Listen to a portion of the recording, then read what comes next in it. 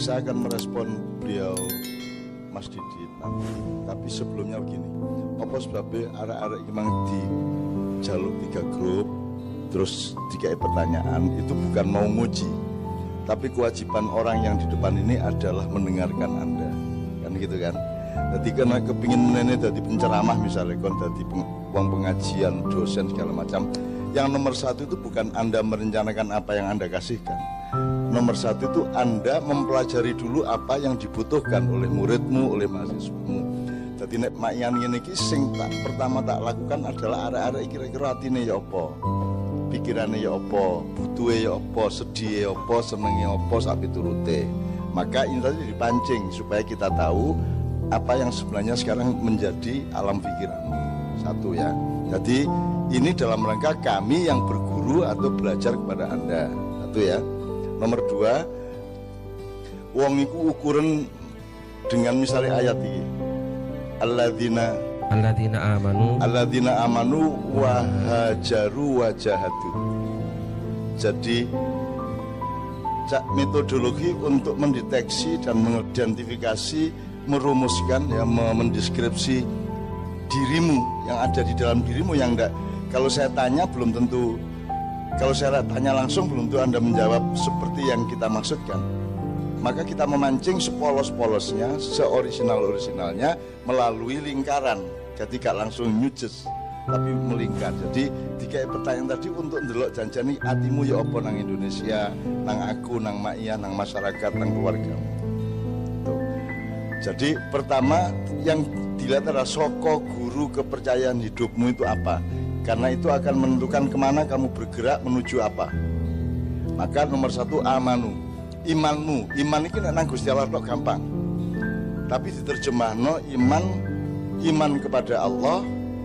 Kemudian kita proyeksi ke tumbuh-tumbuhan. Ya apa maknane imanmu nang Gusti Allah. Nang kewan ya apa, nang bapakmu, ibumu ya apa, nang adikmu ya apa, nang bojomu ya apa, itu kita terjemahkan. Jadi syahadat itu adalah pintunya, bukan rumahnya. Begitu bersyahadat, Anda sudah memasuki pintu bahwa Anda akan mencari yang paling esensial, yang paling substansial, yang paling menjadi soko guru. Dan soko guru itu tiang utama di tengah masjid atau bangunan.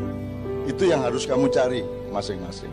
Nah, kita tadi juga mencari soko guru nilaimu itu apa. Maka metodenya adalah didelok, imanmu diterjemahkan ke dalam keindonesiaan yang bagaimana, ke masyarakat yang bagaimana, kekeluargaan yang bagaimana, dan kemakian yang bagaimana, dan seterusnya. Untuk melihat itu misalnya pakai teori ini wartawan, Pak. Opo sing diomongno? Endi karepe dhewe? Terus opo o? Terus ya opo? Tapi turutnya, jadi 5W1H itu, Pak ya. Jadi itu teori jurnalistik itu sebenarnya sebuah kelengkapan untuk memahami kehidupan. 5W1H itu. Nah makanya itu kita pakai. Kalau di Quran pakai amanunya tadi dengan teori jurnalistik. Kemudian nek wis awakmu ngerti arek-arek ijane karepe ya apa, kepercayaan nilainya apa, tiang rumahnya yang paling mendasar saka guru ya. Bukan tiang samping, tapi tiang tengahnya itu apa? Tampak dari semua jawaban tadi. Ngono ya ceritane. Terus kalau kita sudah mengerti anak-anak Maiyah ini amanunya seperti itu, maka kita bisa mencoba mendeteksi dan mempelajari berarti hajarunya, berarti pergerakannya nek gak rene-rene, kan gitu. Itu kita pelajari. Kalau Anda sudah ngerti amanunya teman-teman Maiyah, maka Anda bisa memperkirakan hajarunya kemana. Terus jahadu yang diperjuangkan itu yang paling utama apa, skala prioritasnya apa. Tadi sudah tercermin dari ketiga jawaban. Nah, kita tidak harus menjawab semuanya malam ini. Jadi pertanyaan yang kita ajukan tadi itu sebenarnya pertanyaan untuk hidupmu, tidak hanya untuk Maiyah malam hari ini. Nah, awakmu gak jelas amanune, yo gak jelas hajarune, mari ngono jahadune gak jelas. Akhirnya kamu mek kentir rono rene oleh materialisme. Materialisme itu bahasa Arabnya apa menurut? Al-Madiyah. Al-Madiyah. Oke. Aku gak takon suku mesti gak tuh. Ya, mesti takon kamu sampe. Dadi kon ku ya aja ngono, nek takon barang ku ya dipasno nang wonge ya. Takon bahasa Arab nang suka. Ngawur ae kon. Terus ojo ngomong mengenai ilmu sosial dan komunikasi kepada Muzammil. Wong dek sarungan. Hubungannya apa iki, Mas? Lene maknya iki enak kabeh kok. Ilmu komunikasi dihubungkan sama sarung. Gak relevan tak? Relevan. Dengan sarungan komunikasinya lebih gampang. Iya kan? Nenek koncelonan leren nyopot sabuk, sarungan kari seret, jelek ngono kan. Jelas metode komunikasi ini jelas. Jadi ojo buat sesuatu sih.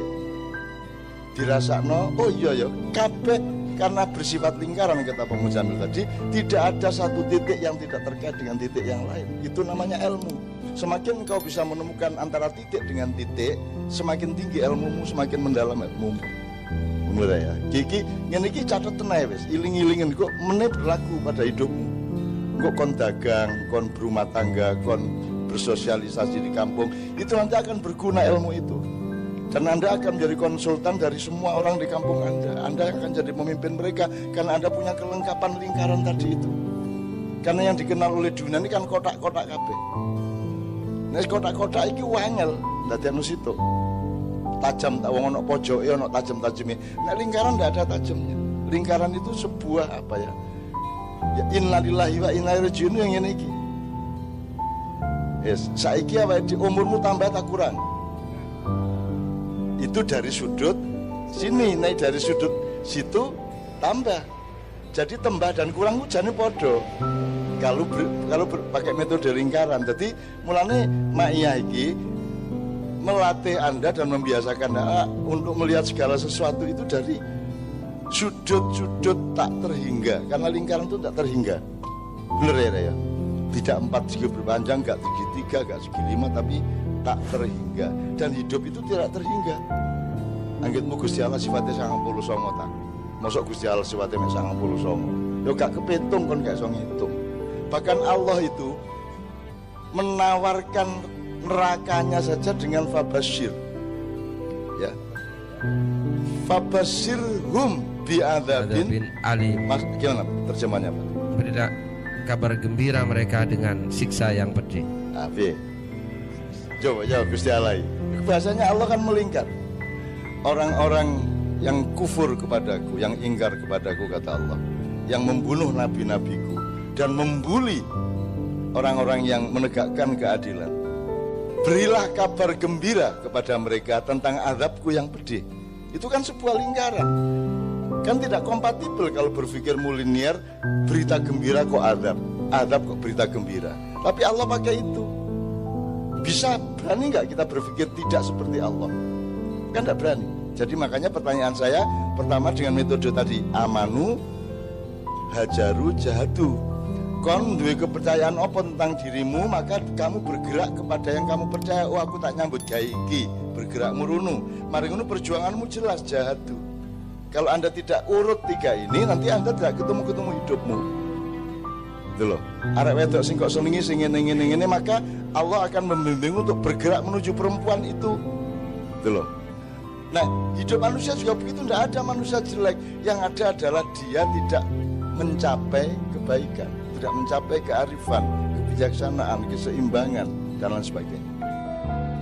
Nah, Nabi Muhammad terus bilang apa sih kepada Allah Muzamil ketika dia dilempar batu sampai berdarah? Allahumma hdi qaumi fa innahum la ya'lamun. Nah, artinya ya Allah, berilah hidayah kaumku, mereka itu belum tahu. Orang yang melempari batu ke Rasulullah sampai berdarah, Rasulullah mengatakan, ya Allah berilah mereka hidayah karena mereka belum tahu. Dan hasil dari belum tahu, belum mencapai, belum terjadi, belum kelakon sampai itu podo. Maka mereka melempar batu. Supaya tidak melempar batu lagi, mereka diberi hidayah oleh Allah.